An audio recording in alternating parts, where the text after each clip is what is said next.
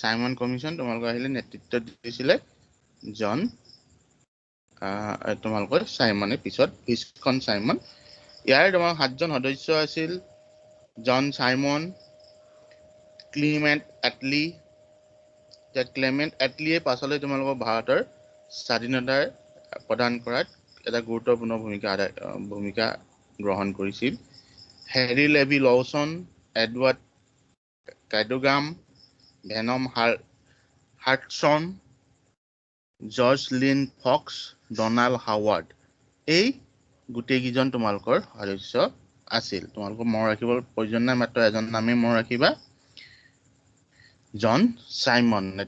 Simon কমিশনৰ নেতৃত্ব দিছিল জন সাইমনে সেইকাৰণে এইখনক তোমালোকৰ জন সাইমন কমিশন বুলি কোৱা হৈছিল যেতিয়া এই 7জনীয়া আয়োগ ভাৰতত পদাৰ্পণ কৰিছিল তেতিয়া ভাৰতীয় জাতীয় কংগ্ৰেছৰ সদস্যসকলে সাইমন গো বেক বুলি তোমালোকৰ ধ্বনি দিছিল বা সাইমন ঘূৰি যোৱা বুলি ধ্বনি দিছিল মানে প্ৰটেষ্ট কৰিছিল তোমালোকৰ প্ৰতিবাদ কৰিছিল আমাৰ যেনেকৈ মুৰ্দাবাদ যেনেকৈ তোমালোকৰ সাইমন গো বেক বুলি তেওঁলোকৰ প্ৰতিবাদ সাব্যস্ত কৰিছিল তোমালোকৰ কাগজৰ চিত্ৰ এখন আছে এখন চাই ল'বা এতিয়া এই প্ৰতিবাদতেই যেতিয়া সাইমন কমিশন লাহোৰত উপস্থিত হৈছিল প্ৰতিবাদ কৰোঁতে তোমালোকৰ প্ৰতিবাদকাৰীৰ ওপৰত লাঠি চালনা কৰা হৈছিল আৰু সেই লাঠি চালনাতে লালা ৰাজপথ ৰায় নেতৃত্বত যিটো সাইমন বিৰোধী সমদল আছিল তেওঁলোকৰ ওপৰত লাঠি চালনা কৰা হৈছিল আৰু তোমালোকৰ লালা ৰাজপথ ৰায়েও সেই লাঠি চালনাত আঘাতপ্ৰাপ্ত হ'ল আৰু তাৰ পাছতেই তেওঁ মৃত্যু হ'ল আমাৰ লালা ৰাজপথ ৰায় বুলি ক'লে আমি তিনিজন আমাৰ ত্ৰিমূৰ্তি পাওঁ ভাৰতীয় স্বাধীনতা সংগ্ৰামৰ লাল বাল পাল বুলি আমি যিজন ত্ৰিমূৰ্তি পাওঁ তাৰে এজন লালা ৰাজপথ ৰায় সেই সাইমন কমিশনৰ বিৰোধী আন্দোলনতে তেওঁ মৃত্যুবৰণ কৰিছিল ইয়াৰ পাছত যিখন ভাৰতীয় জাতীয় কংগ্ৰেছৰ অধিৱেশন অনুষ্ঠিত হ'ল সেই অনুষ্ঠিত অধিৱেশনখনত জৱাহৰলাল নেহৰুৱে লাহোৰত এটা প্ৰস্তাৱ উত্থাপন কৰিলে যে 1929 চনত এটা প্ৰস্তাৱ উত্থাপন কৰিলে যে এতিয়া আৰু নহ'ব এতিয়া আমাক পূৰ্ণ স্বৰাজ লাগে আগতে তোমালোকৰ দাবী কৰিছিল স্বৰাজ মানে ভাৰতৰ লোকসকলে নিজকে শাসন কৰিব কিন্তু মূল নেতৃত্বত থাকিব ইংলেণ্ডত এতিয়া পূৰ্ণ স্বৰাজৰ দাবী উত্থাপন কৰিলে তোমালোকে এইটো চিন্তি থবা যে পূৰ্ণ স্বৰাজৰ দাবী কোনখন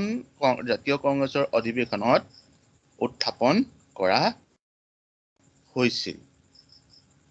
এই পইণ্ট তোমালোকে চিন্তি থবা যে পূৰ্ণ স্বৰাজৰ ভাৰতৰ কোনে উত্থাপন কৰিছিল আৰু কোনখন অধিৱেশনত উত্থাপন কৰিছিল পূৰ্ণ স্বৰাজ এতিয়া আৰু এই পূৰ্ণ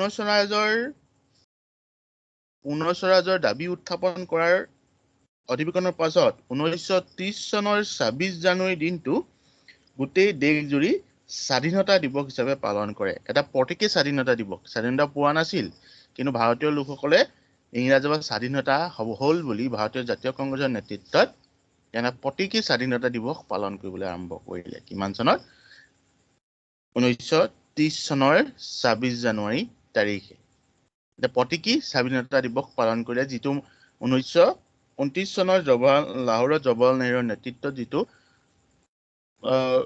পূৰ্ণ স্বৰাজৰ দাবী কৰিছিল সেইটো 1930 চনৰ 26 জানুৱাৰী তাৰিখে কাৰ্যকৰী হ'ল বুলি এটা প্ৰতীকী কাৰ্যসূচী তোমালোক গ্ৰহণ কৰি ভাৰতক স্বাধীনতা হ'ল বুলি এটা প্ৰতীকী ঘোষণা কৰিছিল প্ৰকৃততে স্বাধীনতা হোৱা নাছিল কিন্তু এটা প্ৰতীক ভাৰতীয় জনতাই ধৰিলে যে আজিৰ পৰা আৰু আমি ব্ৰিটিছৰ তলতীয়া হৈ নাথাকো মই কৈছিলো তোমালোকক যে স্বৰাজ আৰু পূৰ্ণ স্বৰাজ স্বৰাজ মানে সেই সময়ত স্বৰাজ মানে বা স্বাধীনতা মানে এইটো বুজোৱা হৈছিল যে ব্ৰিটিছে শাসন কৰিব কিন্তু ভাৰতত ভাৰতীয় লোকে শাসন কৰিব তেওঁলোক ব্ৰিটিছৰ বা ৰাণীৰ অধীনতে থাকিব কিন্তু ভাৰতীয়সকলে ভাৰতীয় লোকসকলক নিজে শাসন কৰিব পূৰ্ণ স্বৰাজ মানে ভাৰতীয় লোকসকলে কাৰো তলতীয়া হৈ নাথাকে কোনো চৰকাৰৰ তলতীয়া হৈ নাথাকে তেওঁলোকে নিজক নিজে শাসন কৰিব এতিয়া এই পূৰ্ণ স্বৰাজক তোমালোকৰ বা স্বৰাজটোক ইনে কোৱা হয় তোমালোকৰ যেটো ব্ৰিটিছৰ চৰকাৰৰ তলত থাকিব কিন্তু ভাৰতত ভাৰতীয় লোকে শাসন কৰিব এটো কোৱা হয় তোমালোকৰ ডমিনিয়ন ষ্টেটাছ বুলি তোমালোকক কয় কিন্তু পূৰ্ণ স্বৰাজটো মানে সম্পূৰ্ণ ইণ্ডিপেণ্ডেন্স কাৰো তলতীয়া নহয় সাৰ্বভৌমত্ব ক্ষমতা তেওঁৰ হাতত থাকিব ইয়াৰ পাছতে এই সাইমন কমিছনৰ বিৰোধিতাতে ভাৰতত ভাৰতীয় জাতীয় কংগ্ৰেছৰ গান্ধীজীৰ নেতৃত্বত এলানি কাৰ্যসূচী গ্ৰহণ কৰিবলৈ আকৌ থিৰাং কৰা হ'ল এলানি কাৰ্যসূচী গ্ৰহণ কৰিবলৈ আকৌ তেওঁলোকে থিৰাং কৰা হ'ল সেই কাৰ্যসূচীখিনি আছিল আইন অমান্য আন্দোলন যেটো হৈছিল 1930 চনৰ পৰা 1934 চনলৈকে আইন অমান্য আন্দোলন এইটো তোমালোকৰ ভাৰতীয় স্বাধীনতাৰ কাৰণে চতুৰ্থটো আন্দোলন বুলি আমি ক'ব পাৰো আইন অমান্য আন্দোলন 1930 চনৰ পৰা 34 চনলৈকে তোমালোকৰ এই কাৰ্যসূচী হৈছিল এই আইন অমান্য আন্দোলন মুখ্যতঃ হৈছিল সাইমন কমিছনৰ বিৰোধিতা কৰি তোমালোকৰ পেজ নম্বৰ 29 ত তোমালোকৰ চাই লোৱা পেজ নম্বৰ 29 ত চাই লোৱা আইন অমান্য আন্দোলন অন্যতম প্ৰধান কাৰণ আছিল ব্ৰিটিছ চৰকাৰৰ দ্বাৰা সাইমন কমিছন গঠন হেতু চিন দি থবা আইন অমান্য আন্দোলন কিয় হৈছিল এটো তোমালোকে চিন দি থবা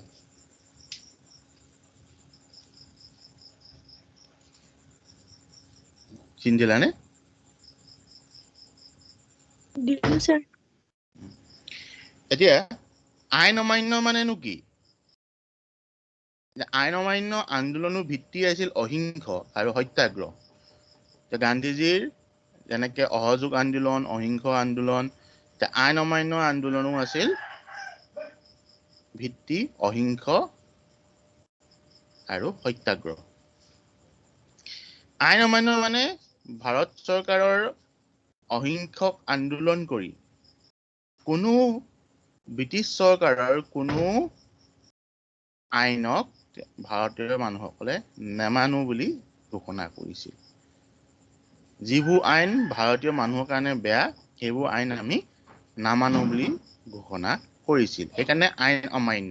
অমান্য মানে একো কথা নমনা আইন মানে আমি জানোই বিধি নীতি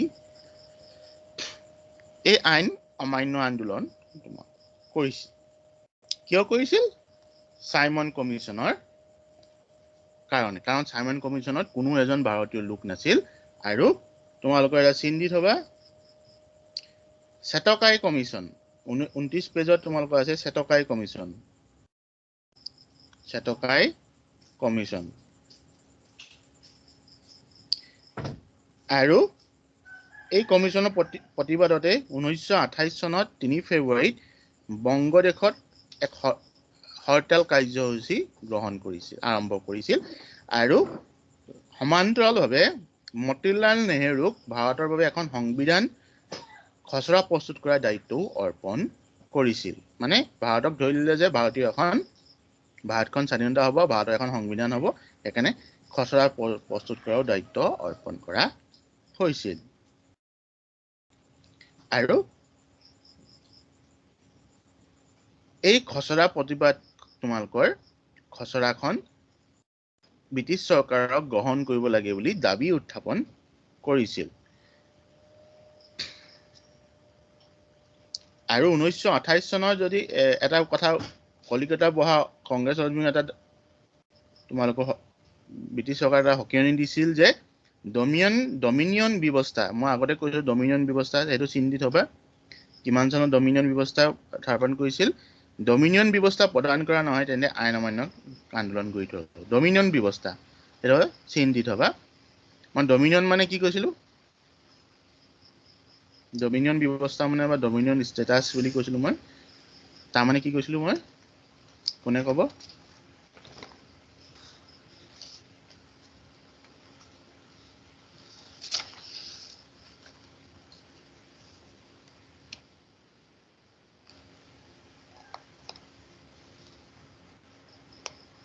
ডমিনিয়ন ব্যৱস্থা মানে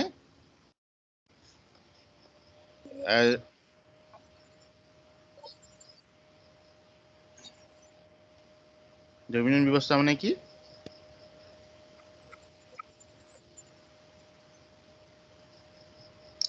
ভাৰতখন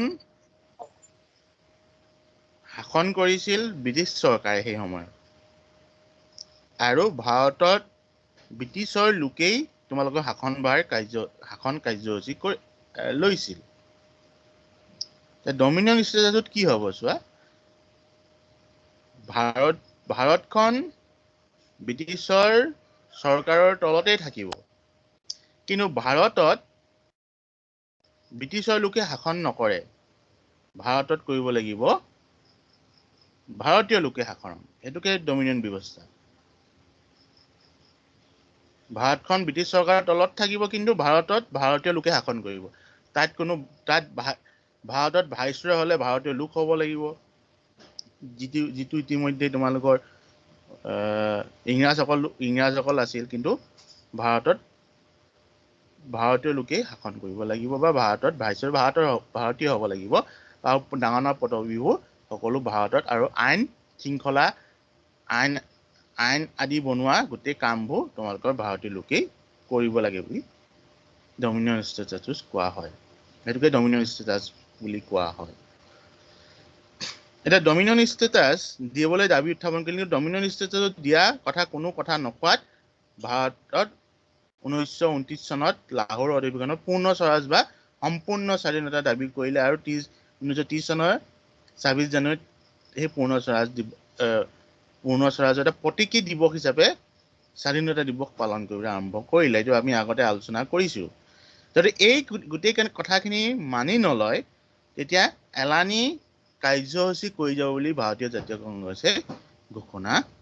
কৰিছিল। 1930 চনৰ 31 জানুৱাৰী তাৰিখে গান্ধীজী ব্ৰিটিছ অপশাসনৰ বিৰুদ্ধে কিছুমান দাবী উত্থাপন, সেই সময়ত থকা ভাইচৰয় আৰ্লে কিছুমান দাবী উত্থাপন কৰি কেইবাটাও এখন দাবী চৰ্ত প্ৰেৰণ কৰিছিল। পেজ নম্বৰ 30 তোমালোকে চোৱা, সেই দাবী চৰ্তসমূহ আছিল: মাদক দ্ৰব্য প্ৰচলন বন্ধ কৰা, টকা আৰু ষ্টাৰ্লিঙৰ অনুপাত সলনি কৰা, মাটিৰ খাজনা পৰিমাণ কম কৰা, লোন কৰ বন্ধ কৰা, সৈন্য বাহিনীৰ ব্যয় কমোৱা, প্ৰশাসনীয় ব্যয় কমোৱা, বিদেশী কাপোৰত সীমা শুল্ক আৰোপ কৰা, ডাক সংৰক্ষণ বিল গ্ৰহণ কৰা, অপৰাধ অনুবাদন শাখা বিলুপ্তি কৰা, সকলো ৰাজনৈতিক বন্দীক মুকলি দিয়া, আত্মৰক্ষাৰ বাবে সাধাৰণ নাগৰিক অস্ত্ৰ শস্ত্ৰ ৰখাৰ বৈধতা প্ৰদান কৰা, এইকেইটা দাবী উত্থাপন কৰিছিল। কিন্তু সেই সময়ত এই দাবীসমূহ কোনো গুৰুত্ব প্ৰদান কৰা নাছিল, কাৰণেই ভাৰতীয় জাতীয় কংগ্ৰেছে আইন অমান্য আন্দোলন কাৰ্যসূচী তোমালোকৰ ল'ব বুলি ঘোষণা কৰিছিল। এতিয়া তোমালোকৰ আমি এতিয়া যিডোখৰ পঢ়িলো, এই যিডোখৰত পঢ়িলো, এইকেইটা আছিল আইন অমান্য আন্দোলনৰ কাৰণ। আইন অমান্য আন্দোলনৰ কিয় হৈছিল তাৰ কাৰণ। তোমাৰ কাৰণ বুলি ক'লে প্ৰথম কাৰণটোৱে হ'ব ব্ৰিটিছ চৰকাৰৰ চাইমন কমিশ্যন গঠন। 1 নম্বৰ কাৰণ হ'ব আইন অমান্য আন্দোলনৰ। 2 নম্বৰ কাৰণ হ'ব তোমালোকৰ ডমিনিয়ন ব্যৱস্থা প্ৰৱৰ্তনৰ বাবে আহ্বান কৰাটো কোনো গুৰুত্ব নিদিলে। ইয়াৰ পাছত কাৰণ হ'ব তোমালোকৰ গুৰুত্ব নিদিয়াত ভাৰতীয় জাতীয় কংগ্ৰেছে কি কৰিলে, পূৰ্ণ স্বৰাজৰ দাবী উত্থাপন কৰিলে, আৰু কিছুমান দাবী উত্থাপন তোমালোকৰ কৰিছিল। এইকেইটা কাৰণেই আইন অমান্য আন্দোলন হ'ল। তোমালোকে প্ৰশ্ন পৰীক্ষাত আহিলে কি লিখিব লাগিব যে প্ৰথমতে আৰম্ভ কৰিব লাগিব সাইমন কমিছনৰ গঠন কৰাৰ বাবেই ব্ৰিটিছ চৰকাৰে সাইমন কমিছন গঠন কৰাৰ বাবেই আইন অমান্য আন্দোলন ঘোষণা হৈছিল এই আন্দোলনৰ কাৰ্যসূচী এতিয়া আমি যি থকা আৰম্ভ কৰিম এইখিনি আছিল কাৰ্যসূচী কি কাৰ্য ব্যৱস্থা লৈছিল 1930 চনত তোমালোকৰ গান্ধীৰ দাণ্ডি যাত্ৰা বুলি যিখন ফটো আছে তাত যিটো পেগাপ আছে সেইখিনি আছিল কাৰ্যসূচী আইন অমান্য আন্দোলনৰ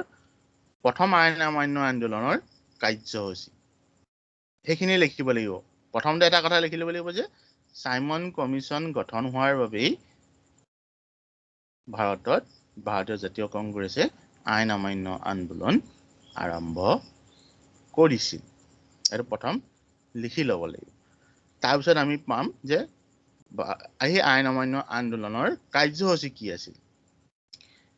প্ৰথম কাৰ্যসূচী আছিল গান্ধীয়ে স্পষ্টৰ ওপৰত উল্লেখ কৰিছিল যে 11 দাবী মানি লোৱা নহয় তেতিয়া দেশৰ আইন অমান্য আন্দোলন কাৰ্যসূচী গ্ৰহণ কৰিব সমান্তৰালভাৱে আইন অমান্য আন্দোলন 1930 চনত গান্ধীৰ লুণ হত্যাকাণ্ডৰ জৰিয়তে আৰম্ভ হৈছিল যাক দাণ্ডি যাত্ৰা বুলি জনা যায় বা ইংৰাজীত কোৱা হ'ব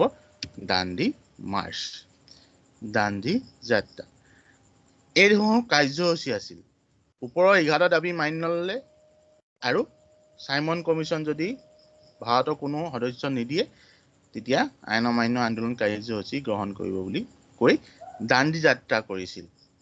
কাৰ্যসূচী হিচাপে দাণ্ডি যাত্ৰা কৰিছিল 1930 চনৰ 12 মাৰ্চ এই যাত্ৰা আৰম্ভণি হৈছিল সেইদিনা গান্ধী আৰু তেওঁৰ অনুগামীসকলে আহমেদাবাদৰ সবৰমতী আশ্ৰমৰ পৰা ভাৰতৰ পশ্চিম উপকূলত থকা দাণ্ডি নামৰ গাঁওখনলৈ যাত্ৰা কৰিছিল ইতিমধ্যে তোমালোকৰ চোৱা এইডোখৰ আমাৰ গুজৰাটৰ এখন সবৰমতী আশ্ৰমৰ পৰা তোমালোকৰ খোজকাঢ়ি 285 ইয়াত 300 আছে কিন্তু 285 কিলোমিটাৰ ইয়াত 285 কিলোমিটাৰ আছে প্ৰকৃততে ইয়াত 300 কিলোমিটাৰ বুলি দিয়া আছে তোমালোকৰ কিতাপত থকাটোৱে লিখিবা এতিয়া এইডোখৰ তোমালোকৰ আহি সবৰমতী আশ্ৰমৰ পৰা দাণ্ডিলৈকে তোমালোকৰ যাত্ৰা আৰম্ভ কৰিছিল তোমালোকে এই মেপখন দেখিও চাব পাৰা যে 1930 চনৰ 12 মাৰ্চত চিন্দিত হবা এই যাত্ৰা আৰম্ভণি হৈছিল সেইদিনা গান্ধী আৰু তেওঁৰ অনুগামীসকলে আহমেদাবাদৰ সবৰমতী আশ্ৰমৰ পৰা ভাৰতৰ পশ্চিম উপকূলত থকা দাণ্ডি নামৰ গাঁওখনলৈ যাত্ৰা কৰিছিল একেৰাহে 25 দিন যাত্ৰা কৰি প্ৰায় 385 কিলোমিটাৰ দূৰত্ব অতিক্ৰম কৰাৰ পিছত তেওঁলোকে 1930 চনৰ 6 এপ্ৰিলৰ তাৰিখে দাণ্ডিত উপস্থিত হৈছিল ইয়াতে লুণ আইন বিৰোধিতা কৰি গান্ধীয়ে নিজে লুণ প্ৰস্তুত কৰি চৰকাৰৰ প্ৰতি প্ৰত্যাহ্বান সৃষ্টি কৰিছিল এতিয়া লুণ আইনকে কিয়নো তোমালোকৰ গান্ধীয়ে লুণ বুটলিবলৈ কেলে গ'ল বা নিমখ বুটলিবলৈ কিয় গ'ল তাৰো কাৰণ আছে যে লুণ বুটলিলে তোমালোকৰ লুণ আইনখন বিৰোধিতা কৰা হ'ল লুণ আইনখন বিৰোধিতা কৰা হ'ব এটা কি হৈছিল সেই সময়ত এখন আইন প্ৰস্তুত কৰিছিল যে উপকূলত থকা সাগৰৰ কাষৰীয়া উপকূলত থকা মানুহসকলে ভাৰতীয় লোকসকলে নিমখ আহৰণ কৰিব নোৱাৰিব সেইখন এখন আইন আছিল যে উপকূলত থাকিব কিন্তু তেওঁলোকে উপকূলত থাকিও লুণ সংগ্ৰহ কৰিব নোৱাৰিব বা লুণ সংগ্ৰহ কৰিলে তেওঁলোকে কৰ দিব লাগিব ব্যক্তিসকলে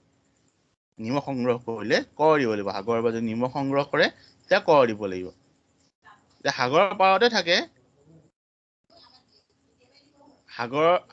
পাৰতে থাকে কিন্তু তেওঁলোকে লুণ সংগ্ৰহ কৰিব নোৱাৰে বুলি এখন আইন প্ৰস্তুত কৰিছিল সেই আইনখনৰ বিৰোধিতা কৰিয়েই মহাত্মা গান্ধীয়ে সেই আইনখন ভংগ কৰিবৰ কাৰণেই দাণ্ডিলৈ যাত্ৰা কৰিছিল বিভিন্ন অন্যান্য তোমালোকৰ ঠাইতো বেলেগ বেলেগ ধৰণে আন্দোলন কাৰ্যসূচী গ্ৰহণ কৰিছিল ক্ৰমে এই আন্দোলন সৰ্বত্ৰে বিয়পি পৰিছিল আৰু দেশৰ অন্যান্য প্ৰান্ততো লোন আইনক প্ৰত্যাহ্বান জনোৱা হৈছিল অকল লোন আইনৰ বুলি নহয় যিবোৰ ভাৰত বিৰোধী আইন প্ৰত্যেকটো ভাৰতীয় জাতীয় কংগ্ৰেছৰ নেতৃত্বত ভাৰতৰ বিভিন্ন প্ৰান্তত সেই আইনবোৰ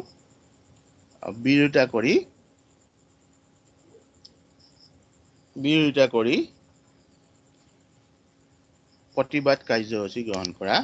হৈছিল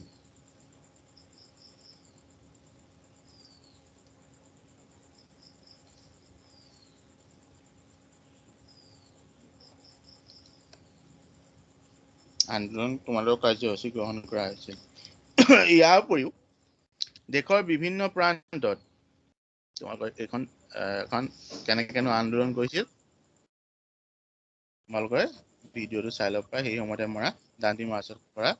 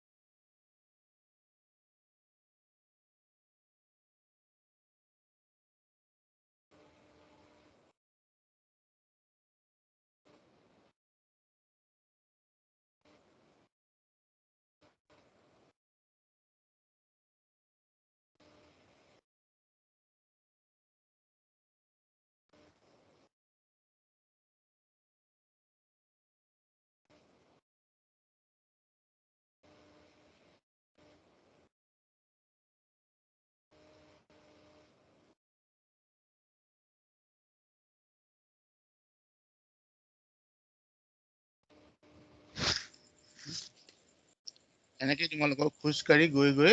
লোন আইন তোমালোকৰ প্ৰতিবাদ সাব্যস্ত কৰিছিল আৰু তেনেকৈ তোমালোকৰ নিমখ বুটলি সাগৰৰ পাৰৰ পৰা নিমখ বুটলি 1930 চনৰ 6 এপ্ৰিল তাৰিখে দাণ্ডিত উপস্থিত হৈ এই আইনখন ভংগ কৰিছিল বুলি তেওঁ কৈছিল এতিয়া ইয়াৰ পাছত এই সমান্তৰালভাৱে উত্তৰ পশ্চিম সীমান্ত প্ৰদেশত এতিয়া বৰ্তমান পাকিস্তান বুলিয়ে ক'ব পাৰি আমি পাকিস্তানৰ ওচৰতো এজন গান্ধীজীৰ মতবাদত তেওঁ আদৰ্শত অনুপ্ৰাণিত হৈ খান আব্দুল গফুৰ খান যাক আমি সীমান্ত গান্ধী বা ইংৰাজীত তাক ফ্ৰণ্টিয়াৰ গান্ধী বুলি কোৱা হয় তেওঁক সেই সীমান্ত গান্ধী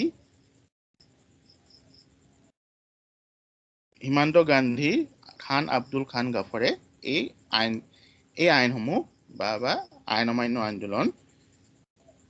সেই সীমান্তৰ ওচৰত তোমালোকৰ বা পাকিস্তানৰ যিটো পেছোৱাৰ আছে তোমালোকৰ বুজিতাৱলী মেলি চালে গম পাবা পেছোৱাৰ আছে সেই পেছোৱাৰ উপত্যকাত তোমালোকৰ এই কাৰ্যসূচী তেওঁ খান আব্দুল খান গফুৰ খানৰ নেতৃত্বত গঠন কৰি আৰম্ভ কৰিছিল সেইকাৰণে তেওঁক হিমান্ত গান্ধী বুলিও কোৱা হয় বা ইংৰাজীত তেওঁক ফ্ৰণ্টিয়াৰ গান্ধী বুলি কোৱা হয় উত্তৰ পশ্চিম সীমান্ত প্ৰদেশত খান আব্দুল গফুৰ খান হিমান্ত গান্ধী নামে পৰিচিত চিন্তিত হ'ব সকলোৱে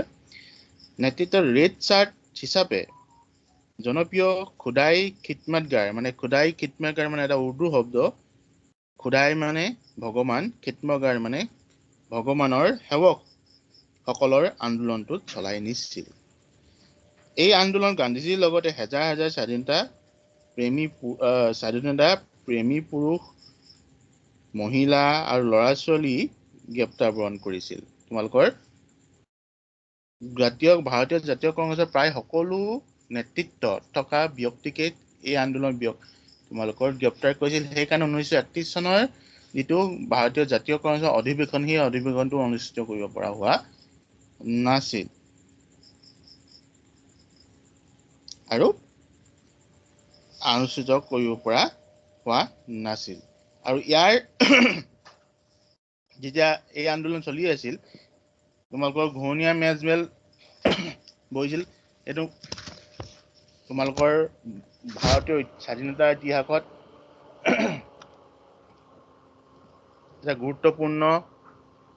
এখন আলোচনা বা এখন সভা যাক কোৱা হয় ঘূৰণীয়া মেজমেল বুলি কয় এইটো চিন্তিত হবা ভাৰতৰ স্বাধীনতা আন্দোলন এখন খুব গুৰুত্বপূৰ্ণ সভা য'ত ভাৰতৰ ভৱিষ্যতৰ ৰাজনৈতিক প্ৰক্ৰিয়াটোৰ কথা আলোচনা কৰিবলৈ এই ঘূৰণীয়া মেজমেলখন 1930 চনৰ পৰা 1934 চনলৈকে অনুষ্ঠিত কৰা হৈছিল ভাৰতনৰ আগলৈ কি কৰা হ'ব ভাৰতীয়সকলক কি কৰা হ'ব এই কথাটো আলোচনা কৰিবলৈ এইখিনি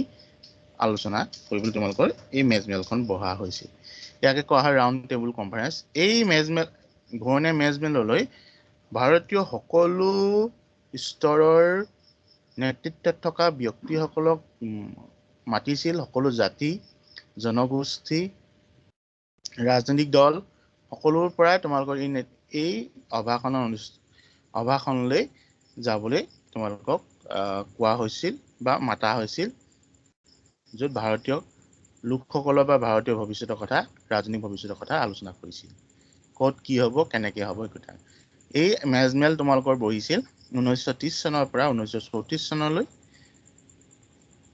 1934 চনলৈ অনুষ্ঠিত হৈছিল কিন্তু প্ৰথম ঘূৰণীয়া মেজমেলখনত ভাৰতীয় জাতীয় কংগ্ৰেছৰ কোনো প্ৰতিনিধি অংশগ্ৰহণ কৰা নাছিল এই আইন অমান্য আন্দোলনৰ পাছতেই গান্ধী আৰু আৰউইন চুক্তি সমাপন হৈছিল এই গান্ধী আৰু আৰউইন চুক্তি 1931 চনৰ 5 মাৰ্চৰ তাৰিখে সম্পন্ন হৈছিল আৰু ইয়াৰ কিছুমান দাবী তোমালোকৰ আছিল সেইটো হ'ল সকলো বন্দীক মুক্তি কৰি দিয়া সকলো বন্দী মানে আইন অমান্য আন্দোলনত গ্ৰেপ্তাৰ হোৱা আটক কৰা সকলো বন্দীক মুকলি কৰা যিসকল হিংসাত্মক ঘটনাৰ দোষী সাব্যস্ত হোৱা নাই কিছুমান হিংসাত্মক ঘটনাৰ দোষী সাব্যস্ত হোৱাসকলক মুকলি কৰিবলৈ কোৱা নাই কিন্তু বাকীসকলক বন্দীক মুকলি কৰি দিবলৈ দাবী উত্থাপন কৰিছিল আৰু এইসকলক জৰিমনাসমূহ মাফ কৰি দিবলৈ কৈছিল সত্যাগ্ৰহীৰ যিসমূহ মাটি চৰকাৰে কাঢ়ি বা বাজেয়াপ্ত কৰিছিল সেই মাটিসমূহ ঘূৰাই দিবলৈ কোৱা হৈছিল যিসমূহ বেলেগক হস্তান্তৰ কৰা নাই হোৱা সেইসমূহ মাটি ঘূৰাই দিবলৈ কোৱা হৈছিল নিমখ কৰ অবিহনে বা টেক্স নিদিয়াকৈ সংগ্ৰহ কৰিবলৈ দিয়া হৈছিল সুৰা বিপণীত পিকেটিং কৰিবলৈ অনুমতি প্ৰদান কৰা হৈছিল মানে যিবোৰ তোমালোকৰ আমাৰ ওৱাইন শ্বপ বুলি কওঁ বৰ্তমান সেই ওৱাইন শ্বপসমূহত তেতিয়া পিকেটিং কৰিছিল পিকেটিং মানে তোমালোকৰ আন্দোলনৰ এটা প্ৰক্ৰিয়াই তোমালোকৰ হৰতাল পিকেটিং অন্নখন কিজন আন্দোলনৰ তোমালোকৰ প্ৰক্ৰিয়া তে পিকেটিং মানে কি হয় য'ত তোমালোকৰ যিটো অনুষ্ঠানত প্ৰতিবাদ কৰা আছিল সেই প্ৰতিবাদ অনুষ্ঠানখনৰ সন্মুখত গৈ বহুত মানুহ তোমালোকৰ বহি তোমালোকৰ বহি লোৱা হৈছিল আৰু শান্তিপূৰ্ণভাৱে তাত যিসমূহ মানুহ যায় সেইবোৰ তেওঁলোকক সোমাবলৈ দিয়া হোৱা নাছিল বা ৱাইন শ্বপৰ ক্ষেত্ৰত বা সুৰা বিপণীৰ ক্ষেত্ৰত যিসমূহ গ্ৰাহক আহে সেই গ্ৰাহকসকলক সোমাবলৈ দিয়া হোৱা নাছিল এতিয়া শুনি আছানে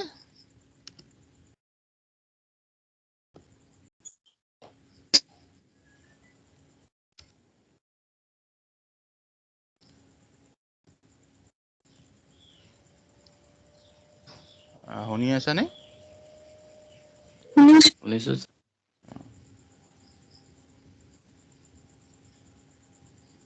এতিয়া এই ভিডিঅ'টো তোমালোকৰ ইউটিউবত পাবা কিবা যদি সুধিব লগা আছে সুধিব পাৰা কিবা কনফিউজ থাকি গ'ল নেকি বা ক'ৰবাত নোৱা বুলি ভাবিছা নেকি বা কিবা থাকি গ'ল নেকি বা পঢ়া নাই বাৰু গম পাইছোঁ মই কিবা থাকি গ'ল নেকি